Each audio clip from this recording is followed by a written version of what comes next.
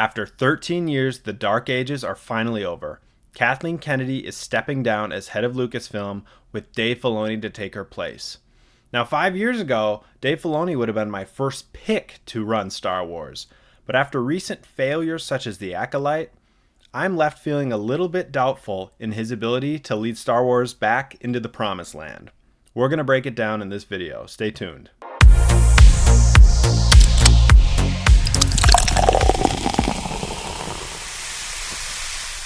Good evening, YouTube. Dfromm here. Welcome to the Chill Zone. Thank you for joining me. And yes, you heard it. You know it. Kathleen Kennedy has stepped down as president of Lucasfilm after 13, going on 14 years. People have been calling for Kathleen Kennedy to be fired since what seems like the beginning of her tenure as president of Lucasfilm. And yes, her and George Lucas had a pre-existing relationship.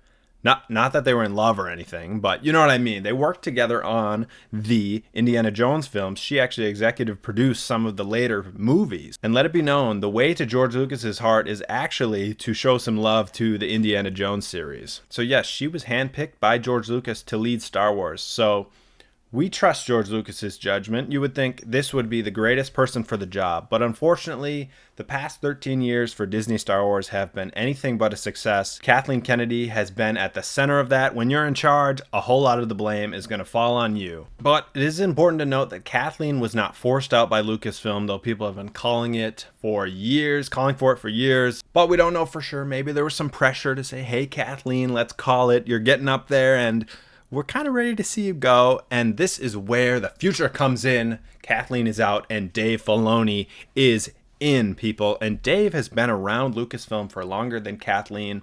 He was the right-hand man of George Lucas when they were making the Clone Wars. This man brought us the Clone Wars, basically, and he is the second knowledge in the hierarchy of Star Wars as it goes.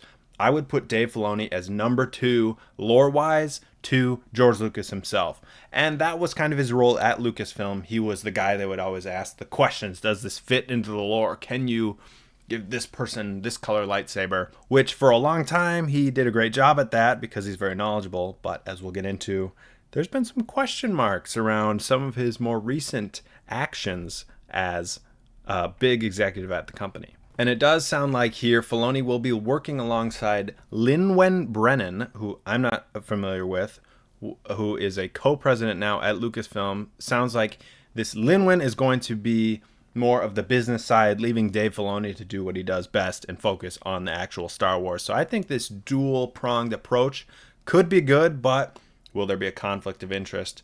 Though it does seem that Filoni still is the top dog when it comes to this shakeup. Now, I think it's a perfect time to look at the history of Disney Star Wars for the past 13, going on 14 years under the leadership of Kathleen to see where some of the projects she's been more responsible for have landed quality-wise versus the success of Filoni. So here I made this beautiful grid. Here we have 2012, 2026. With Filoni projects, more Filoni-based, obviously Kathleen touched everything as she was the head, and in the same way, Filoni being so high up, they were all involved. There was always going to be some crossover, but I've split these projects based on who really had more of an impact. Starting off right away, when Star Wars was purchased by Disney, they canceled the Clone Wars, sadly, and brought us Star Wars Rebels. It is tremendous. It's a little bit kiddie at first, but Rebels is tremendous. This was a first huge win for Filoni, obviously beyond the Clone Wars, but that was started before the purchase. Then we begin Kennedy's reign.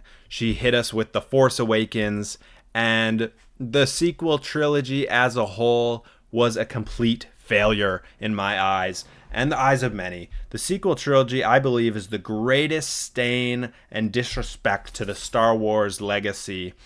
The Force Awakens, it did nothing new. It just copied what came before. The Last Jedi, however, just dragged Luke Skywalker through the mud, destroyed his character. Let's not forget, Force Awakens killed Han Solo, which, I mean, Harrison Ford has been trying to get killed off for a while, but that was a lame way to go. Let's just say that. Last Jedi is my least favorite movie ever. And The Rise of Skywalker, they tried to fix some things. They made Luke kind of redemption to his character, but it stank. They brought back Palpatine, ruined the whole prophecy of the Chosen One, Anakin. A mess. The sequel trilogy was a mess, and each movie earned less and less than the predecessor. Of course, Force Awakens was a huge financial success. It got about almost 2.1 billion. Then we got 1.4 billion, and Rise of Skywalker barely cleared $1 billion. So we're going in half from the first, or episode 7 to episode 9. We are getting half the box office by just 2 movies later.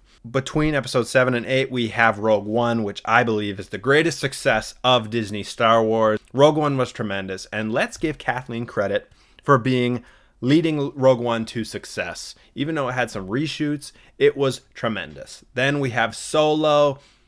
Some people love Solo. There's the Solo 2 crowd that really want it to be brought back, but I think Solo is a stinker. It was mid and did not need to exist. Then we have the animated Star Wars Resistance show.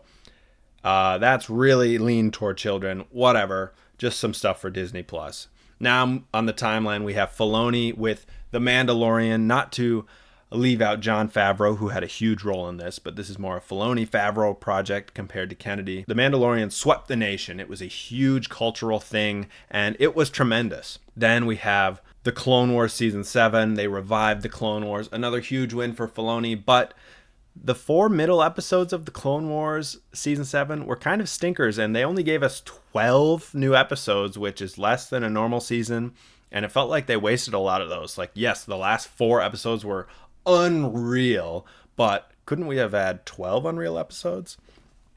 Next, we have Mandalorian Season 2, which was just as good as the first, if not better. It redeemed Luke Skywalker in a huge way for Disney, though they can't completely undo The Last Jedi.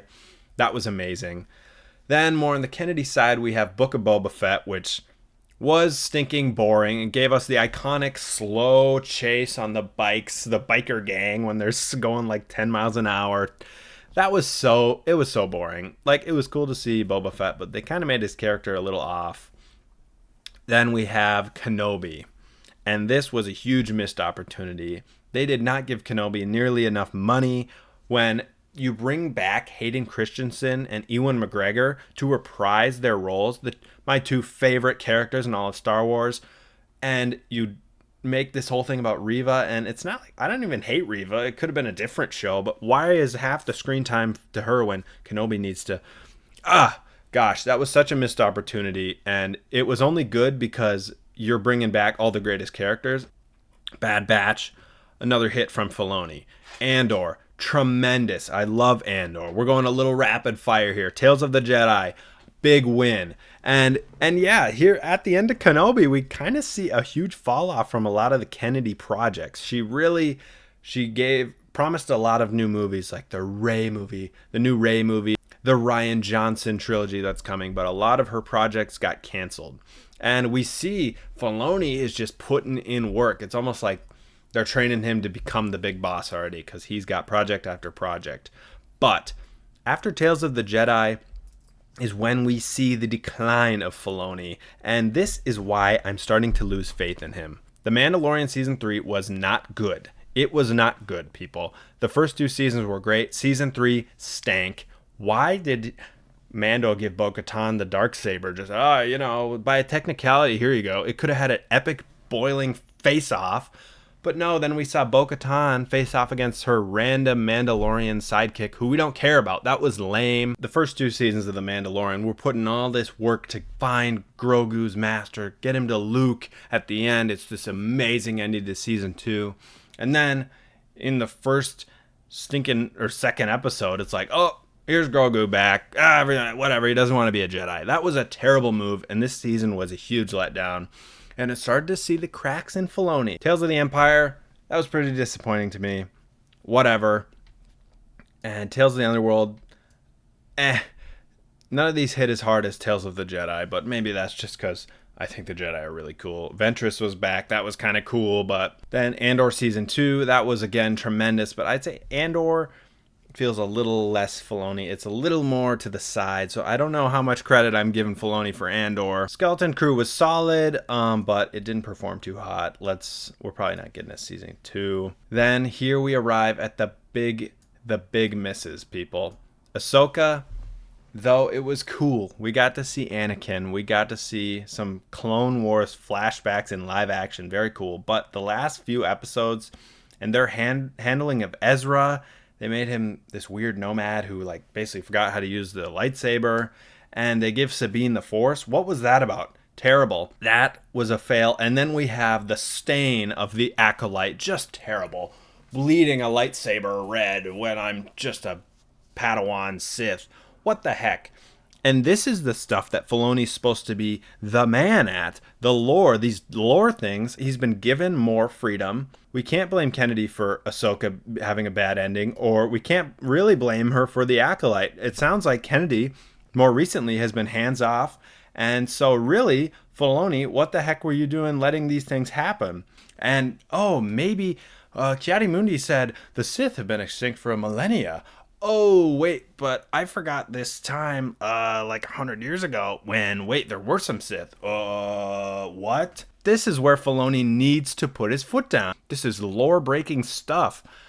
Goodness. And they spent 300, probably more, million on the Acolyte. Why are we doing this? Terrible, terrible decision-making as of late from Filoni, and that is casting a lot of doubt in my ability in him to lead. So again, if we would have cut it off right about here, right after Tales of the Jedi, I would have been like, boom, Filoni to the max. Let's make him in charge of everything. I don't know what he was thinking, but I hope now that he's president, he's in charge, that he will do a great job. He'll lock in. I still think he was the best person for the job, all things considering. But again, as of late, I have had my belief in him shaken. So yeah, guys, here we see the failures of Kennedy and the early wins of Filoni, the actual overarching wins of Filoni, but the failures as of late. Which Filoni are we going to get as president? Are we going to get the Clone Wars, the early Mandalorian, Rebels, Andor? Are we going to get that Filoni? Or are we going to get the Filoni who let the Acolyte happen and ruin the ending of Ahsoka? We will see. But guys, that's it. Dave Filoni is stepping in as Kathleen Kennedy is out. And though she will be involved, he is now in charge. He is the main man. And let's just hope we get the Filoni of the glory days and not the Filoni that delivers us some of the newer slop he's been giving us. And looking forward, comment below, what do you guys think? Do you trust Filoni to lead us again into those Star Wars promised land? He worked alongside George Lucas. He's got to still have some greatness. And maybe that connection will bring George Lucas back into a more active role within Lucasfilm. That would be great. Comment below if you trust Filoni. Would you have picked someone else to lead? I still think he's the best pick of anyone, even though he's had some misses lately. Thank you guys for watching. Stay tuned for more videos. Thank you.